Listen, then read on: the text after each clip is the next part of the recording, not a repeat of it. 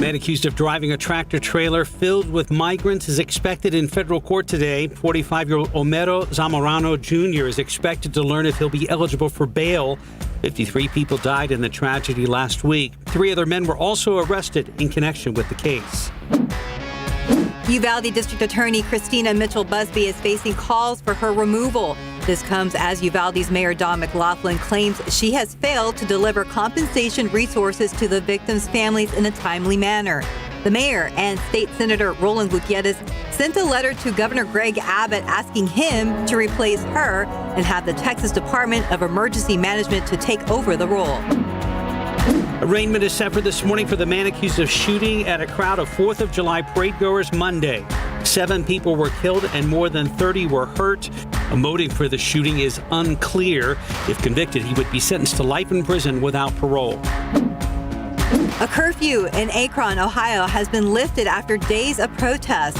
It began after police released body camera footage showing the fatal officer-involved shooting of a 25-year-old Jayland Walker.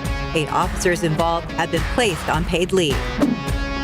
The January 6th committee's next public hearing will be Tuesday, July 12th, and will focus on the white nationalist groups who took part in the riot. While the hearings in Washington are expected to wrap up this month, a criminal investigation in Georgia is ramping up. That investigation is looking into election interference. The spat between the U.S. and Russia continues as the U.S. plans to snub Russia at an international meeting this week. U.S. Secretary of State Antony Blinken is heading to Indonesia today for the G20 foreign ministers meeting, but officials say he likely will not go anywhere. He might run into his Russian counterpart.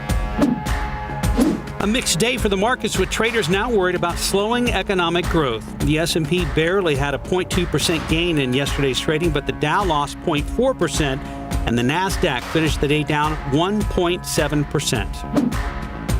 Also on the way down, the price of oil. The prospect of a slowing economy has some traders expecting demand will fall, and that helped push West Texas Intermediate futures down more than 8% to just under $100 a barrel. Oil prices haven't been that low since early May. The recent run-up on home prices has turned into higher mortgage debt. In a new report, credit rating agency Experian says the average millennial with a mortgage owes over $250,000 compared to 30-somethings who were borrowing in 2020. That's up about 10%. And the average millennial owes 11% more than the average U.S. homeowner. And that's today's 9 at 9.